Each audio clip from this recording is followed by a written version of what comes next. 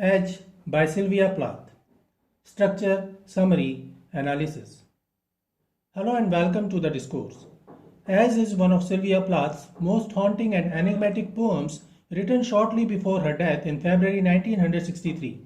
Often interpreted as a meditation on death, perfection, and finality, the poem reflects Plath's preoccupation with themes of mortality and artistic control.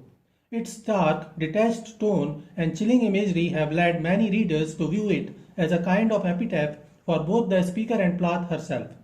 The poem's title, Edge, suggests a boundary between life and death, presence and absence, and artistic mastery and despair. Plath composed Edge during an intensely turbulent period in her life, marked by personal struggles, including her separation from husband Ted Hughes and her battle with severe depression. The poem was part of a final burst of creative energy that produced some of her most famous works, later collected in Ariel. Unlike her earlier confessional style, Edge adopts a more mythic, almost sculptural quality, with its references to Greek tragedy and its depiction of a woman perfected in death. It is Sylvia Plath's last poem, written mere days before she committed suicide. It is a short, bleak, and brutal piece that reflects the depth of her depression. Structure of Edge. Sylvia Plath's Edge is a tightly controlled poem consisting of 20 short lines divided into 10 non-rhyming couplets. The couplets create a sense of balance and inevitability, reinforcing the idea of a woman who has reached the edge of existence and crossed into death with an eerie calm. The poem does not adhere to a strict metrical pattern, but instead employs a free verse structure with varying line lengths. However, Plath uses deliberate rhythmic techniques such as ciceras and enjambment to control the pacing. The lack of a regular meter enhances the sense of detachment, as if the speaker is observing the scene from a cold, distant perspective. The poem is narrated by a third-person speaker. The speaker in Edge is ambiguous, possibly an omniscient observer or even death itself, narrating the scene with clinical precision. Plath has used several powerful literary devices in Edge, including imagery, symbolism, irony, paradox, simile, metaphor, allusion, and juxtaposition. Summary of Edge, lines 1 and 2. The speaker begins with a stark and unsettling declaration: the woman is perfected, her dead. This abrupt statement introduces the poem's central theme: death as a form of completion, while employing sharp irony and paradox. The word perfected suggests an ideal state, yet this perfection is only achieved in death, critiquing societal and artistic pressures that equate female fulfillment with self-destruction.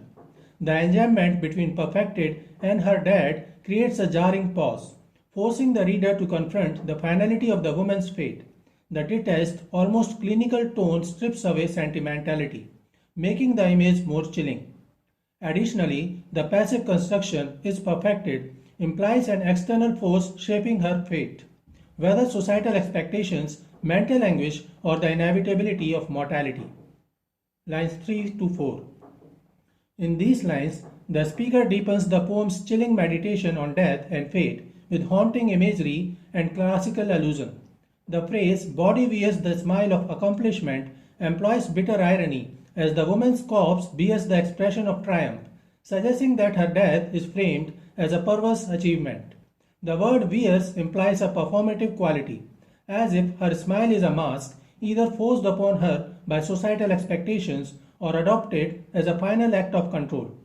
This ties into Plath's recurring theme of suffocating ideals imposed on women, where even in death she is judged by an artificial standard of perfection. The second line, the illusion of a Greek necessity, introduces a classical allusion, comparing the woman's fate to the inevitability of Greek tragedy, where characters are bound by destiny. The word illusion undercuts this grandeur, however, implying that her death, though framed as mythic and fated, is ultimately a constructed narrative, perhaps a critique of how society romanticizes female suffering. Lines 5-6. In these lines, Plath employs visual symbolism and enjambment to deepen the poem's classical motifs, while creating unsettling tension. The scrolls of her toga evoke both ancient dress and funerary shrouds, blending classical dignity with mortal finality. The flowing scrolls suggest a sculptural, frozen elegance in death, while the abrupt enjambment at her bier creates suspense before revealing her exposed feet in the next line. Lines 7-8.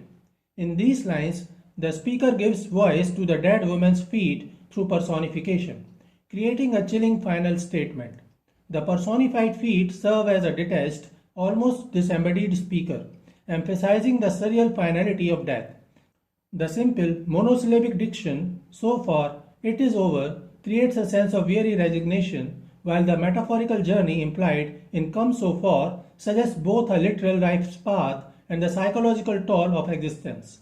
The abrupt finality of "it is over" resonates with funeral finality, reinforcing the poem's themes of completion and cessation. Ultimately, these lines complete the transformation of the woman into an artifact of tragedy, no longer a living being, but a figure whose remains speak with cool, posthumous clarity. Lines 9-10. In these lines, the speaker merges domestic imagery with mythic horror to depict the dead children as both innocent victims and symbolic omens. The description of each child, coiled, a white serpent, employs a startling metaphor that transforms purity, white, into something sinister, serpent, evoking both the biblical fall and Greek tragedy's vengeful furies. The word coiled suggests not just death's stillness, but a latent, dangerous energy, as if the children might spring back to life as agents of retribution. The color symbolism of white compounds this tension, representing both pallor, death, and blankness, erasure, while serpent introduces a primordial, almost mythical quality to their demise. Lines 11-12. The pitcher of milk now empty operates as a metonymy for maternal nourishment and depleted life, with milk's white purity echoing the white serpent children while emphasizing absence. The finality of now empty delivers its message with clinical precision, transforming an ordinary household object into a funeral urn of sorts.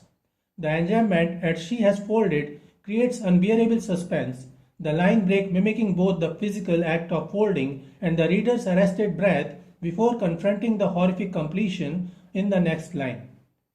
Lines 13-14. In these lines, the speaker merges natural beauty with funeral imagery using metaphors.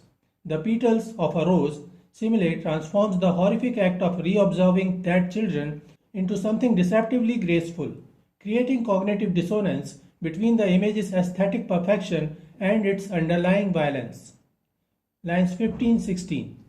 In these lines, the speaker fuses natural imagery and mortal finality, where the garden itself becomes a mausoleum. The personification of the stiffening garden mirrors rigor mortis, transforming nature's cycles into death's paralysis. The violent verb, bleed, ruptures the poem's restrained tone, with olfactory imagery orders suggesting both floral perfume and bodily decay, a sensory paradox that lingers like death's presence. The night flower, with its sweet, deep throat, offers Gothic beauty. The nocturnal nature suggests the flower belongs to death's realm. Lines 17-18. The speaker personifies the moon as an emotionless witness to death, reinforcing the poem's themes of detachment and inevitability. The moon's hood of bone merges celestial and skeletal imagery, transforming it into a death's head observer, cold, pitiless, and eerily maternal, the hood evoking both executioners and nuns. These lines underscore nature's apathy toward mortal suffering.